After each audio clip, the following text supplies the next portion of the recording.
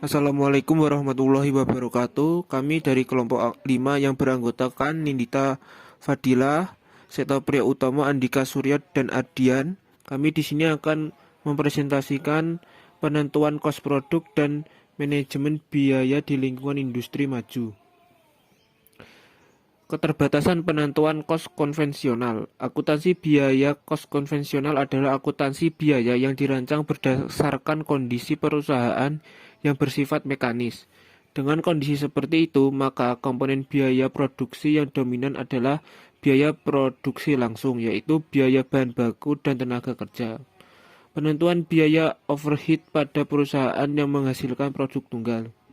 Jika perusahaan hanya menghasilkan jenis produk, maka tidak akan muncul persoalan alokasi karena biaya overhead pabrik yang terjadi dialokasikan seluruhnya ke produk tersebut.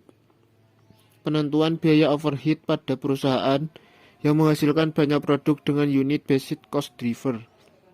Dalam perusahaan yang menghasilkan banyak produk, biaya overhead ditimbulkan oleh aktivitas pembuatan produk-produk tersebut. Dalam sistem akuntansi biaya konvensional, umumnya diasumsikan bahwa konsumsi overhead berhubungan dengan jumlah unit yang dihasilkan, sehingga alokasi biaya overhead dilakukan atas dasar jam tenaga kerja langsung, jam mesin, atau biaya bahan baku. Hal semacam ini disebut unit based cost driver. Penentuan tarif pembebanan BOP konvensional. Jika perusahaan membebankan biaya overhead dengan menggunakan tarif BOP total, maka dasar perhitungan tarif yang umum digunakan adalah unit based cost driver. Mengapa unit based cost driver bermasalah? 1. Adanya bagian biaya overhead yang tidak terkait sama sekali dengan unit yang diproduksi. 2. Keragaman produk. Selanjutnya, konsep dasar penentuan kos produk berbasis aktivitas. Sistem penentuan kos produk berbasis aktivitas atau ABC adalah sistem yang pertama kali menelusuri biaya ke aktivitas yang menyebabkan biaya tersebut dan membebankan biaya aktivitas kepada produk. Sistem ini juga menentukan kos produk melalui dua tahap, yaitu menelusuri biaya ke tempat terjadinya biaya, kemudian membebankan biaya ke produk. Langkah 1. Penggolongan aktivitas dan perhitungan tarif. Tahap pertama adalah mengidentifikasi aktivitas yang terkait, menghubungkan biaya dengan setiap aktivitas, untuk menentukan besarnya biaya setiap aktivitas, dan mengelompokkan biaya aktivitas sesuai dengan homogenitasnya ke dalam kelompok biaya sejenis. Langkah 2. Penentuan BOP dan perhitungan kos produk. Pada tahap ini, biaya untuk setiap kelompok overhead dibebankan kepada produk. Hal ini dilakukan dengan menggunakan tarif yang telah dihitung sebelumnya dan mengukur nilai sumber daya aktivitas yang dikonsumsi oleh setiap jenis produk. Ukuran ini adalah kuantitas cost driver yang digunakan oleh setiap produk. Berikutnya, penentuan kos berbasis aktivitas, pedalaman konsep.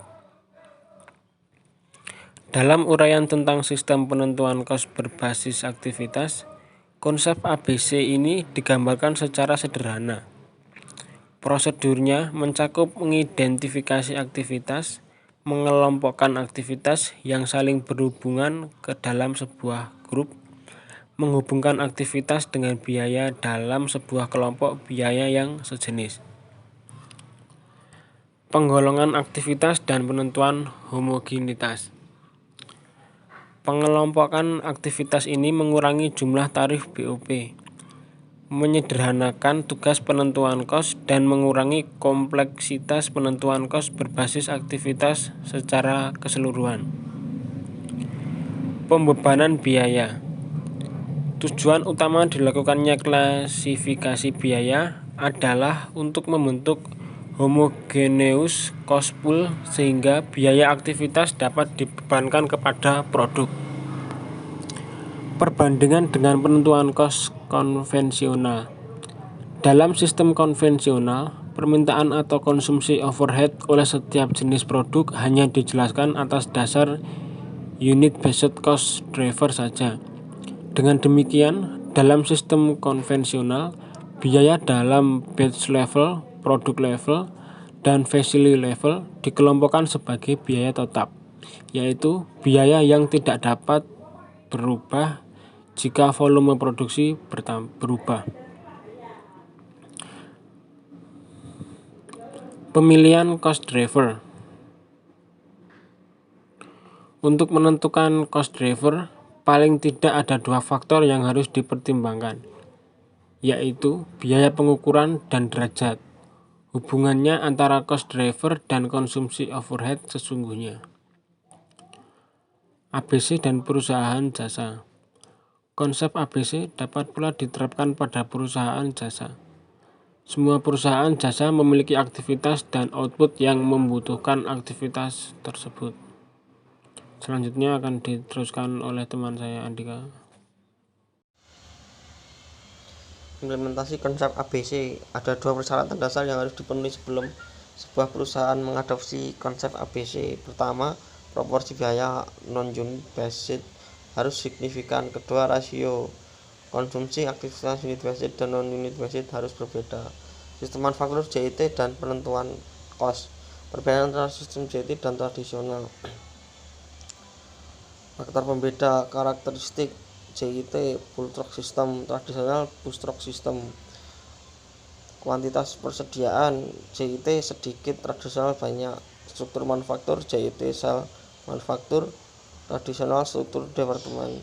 Kualifikasi tenaga kerja multidisiplin spesialis. Kebijakan kualitas JIT, pengendalian mutu, tradisional toleransi produk cacat. Fasilitas kerja tersebar, tradisional terpusat. JIT dan biaya telusur biaya overhead.